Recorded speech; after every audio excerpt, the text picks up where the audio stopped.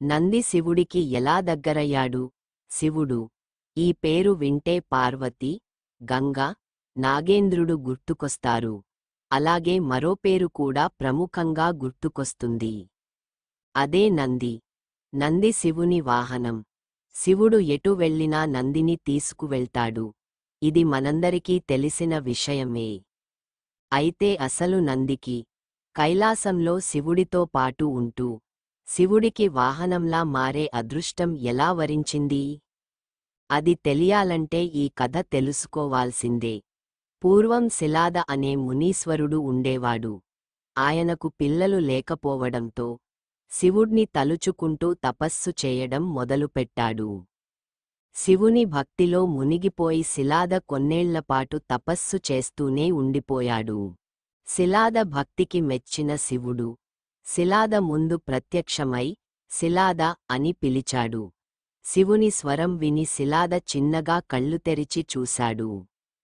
కళ్ళెదుట సాక్షాత్తు శివుడే ఉండటంతో శిలాద ఆనందానికి అవధుల్లేకుండా పోయాయి. తన మాటలు ఆనందబాష్పాల రూపంలో బయటికి వచ్చాయి. శివుడు శిలాద వైపు చూస్తూ, నీకేం వరం కావాలో కోరుకో శిలాద అనడిగాడు. అప్పుడు శిలాద, స్వామీ, నాది ఒకే ఒక కోరిక. నాకు పిల్లలు లేరు. నాకో బిడ్డను వరంగా ప్రసాదించు అని అడిగాడు. శివుడు శిలాద వైపు చూస్తూ చిరునవ్వుతో, నీ కోరిక త్వరలోనే నెరవేరుతుంది అని చెప్పి అదృశ్యమయ్యాడు.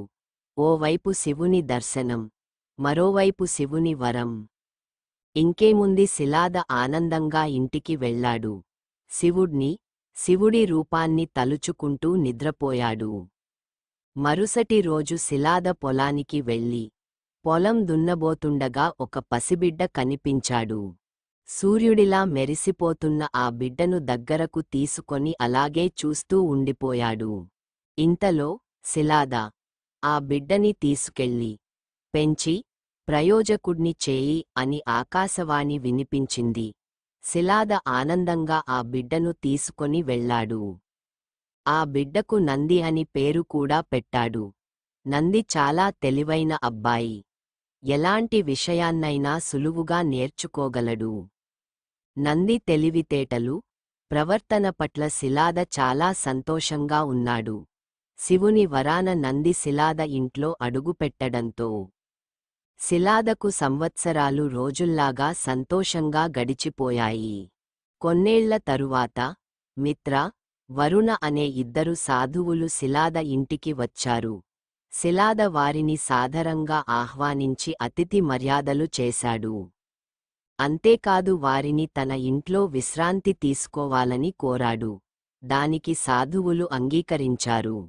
శిలాద వెంటనే నందిని పిలిచి, వీరు ఇక్కడున్నంత కాలం ఏ లోటు రాకుండా జాగ్రత్తగా చూసుకోమని చెప్పాడు. నంది తన తండ్రి శిలాద చెప్పినట్లే ఇద్దరు సాధువులను చాలా బాగా చూసుకున్నాడు. 2 రోజుల తరువాత ఇద్దరు సాధువులు తమ ప్రయాణాన్ని తిరిగి కొనసాగించడం కోసం శిలాద ఇంటినుంచి బయలుదేరారు. వారు వెళ్తూ శిలాదని, నందిని దీవించారు. ముందుగా శిలాదని ఆయురారోగ్యాలతో కలకాలం సంతోషంగా జీవించు అని దీవించారు. అనంతరం నంది సాధువుల పాదాలకు నమస్కరించాడు. సాధువులు నందివైపు విచారంగా చూస్తూ, జాగ్రత్తగా ఉండు.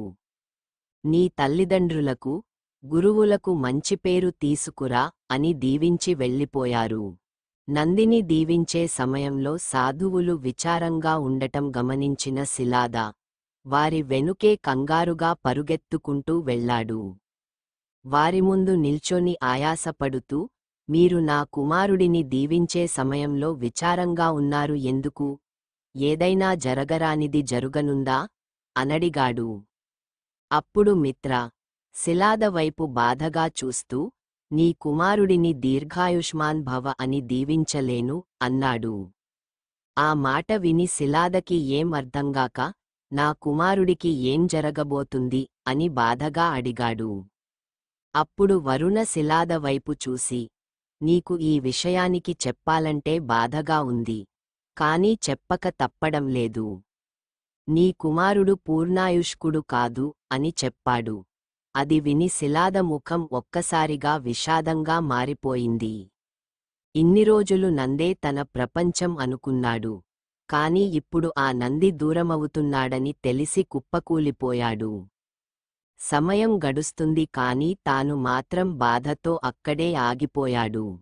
కాసేపటికి అక్కడినుంచి లేచి, గుండెనిండా బాధతో అడుగులో అడుగు వేసుకుంటూ ఇంట్లోకి వెళ్ళాడు.